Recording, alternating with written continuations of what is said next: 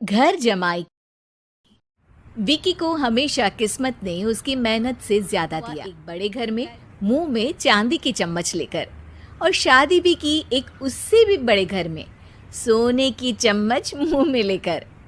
उसे मेहनत करने का शौक नहीं था, एक शौक था, वो भी घटिया शायरी करने का। उसकी हर बात शायराना ही होती थी। जैसे कि एक दिन देखा तो चांद पे दाग था, दूर से देखा तो चांद पे दाग था, पास से देखा साबुन का छाग था। ठोको ताली। अरे ऐसी शायरी करोगे तो ताली तो पता नहीं कोई तुमको ही ठोक देगा। शायरी वो बिल्ली है जो किसी का भी रास्ता रोक दे, और क्या मैं किल हूँ जो कोई मुझे ठोक दे। मुझे तो आपसे बात। मैं निकला था गाड़ी लेके, लेकिन दौड़ के जा रहा हूँ। मेरी शायरी कोई नहीं सुनता, मैं घर छोड़ के जा रहा हूँ। धीरे बोलिए जी, मम्मी पापा को पता चल जाएगा तो तुमको सच में तुम्हारे मायके भेज देंगे। सस्ते साबुन से मेरी कॉलर चमकी नहीं, सच में चला जाऊंगा, मेरी बात कोई धमकी नहीं। अगर शायरी ही सुनानी है तो सुनाओ, लेकिन कोई काम धंधा भी तो करो। मेरे पिताजी के पास बहुत पैसा है तो घर जमाई बन के खा रहे हो, और कल जा रहे हो ना अपने मायके तो आज ही चले जाओ मेरी बला से। हमें तो अपनों ने लूटा, गैरों में कहाँ दम था हमें। अरे चुप हो जाओ, तुमको मिर्जा गालिब की कसम। अरे जाना है तो जाओ, लेकिन पहले मेरे मम्मी पापा से मिलकर जाओ। लेकिन विकी अकेले ही अपनी कार लेकर अपने मायके यानी कि अपने खुद के घर पहुंच जाता है। अरे बेटा, तू अचानक, बहू कैसी है?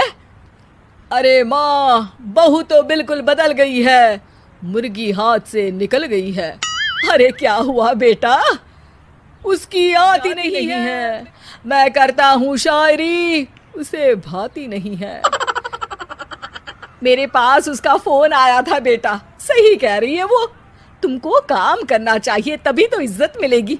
घर जमाई बन के सास ससुर के पैसों पर कब तक ऐश उड़ाते रहोगे? मेरी जिंदगी में हर तरफ से उंगली हो रही है, फोन पर मेरी चुगली। अरे चुगली नहीं कर रही थी बहू, वो तेरा भला चाहती है बेटा। सूखे हुए कपड़े को भी गीला कह रहे हैं लोग, चुगली करने को मेरा भला कह रहे हैं लोग। ठोको ताली। ये सुन के माँ अपने हाथ से अपना सर पीट लेती है। अरे माँ, ताली की जगह माथा क्यों ठोक रही हो? बेटा तू ना आराम कर, तेरे पिताजी भी आने वाले हैं। विकी अपने घर भी दिन भर टीवी देखता है, तरह तरह का खाना खाता है, दोपहर तक सोता है, चाय पीता है, वीडियो गेम खेलता है, बस काम करने नहीं जाता।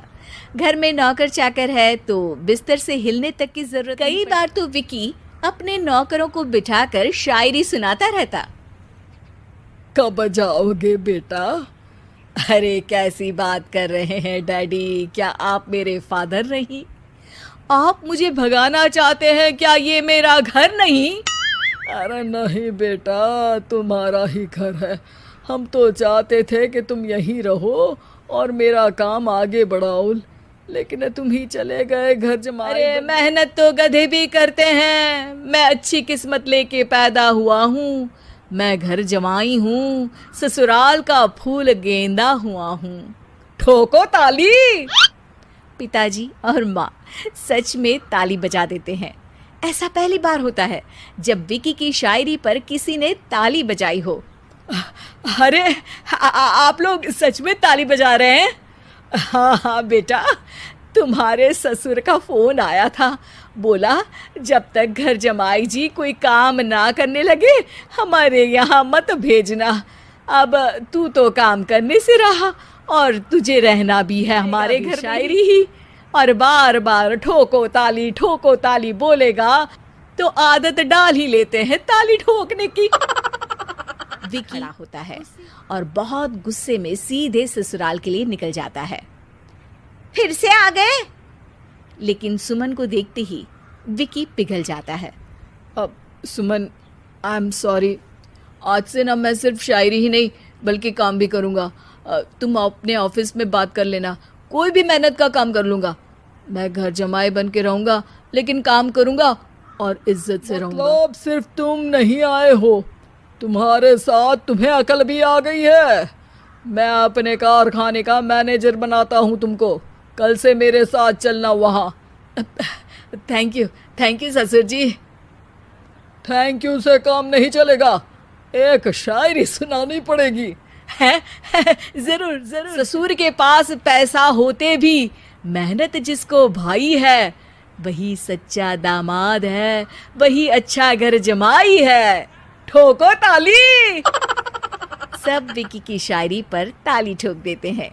शिक्षा, जब किस्मत आपको बहुत सारा दे दे तो उसकी कद्र करनी चाहिए और मेहनत करना कभी नहीं भूलना चाहिए।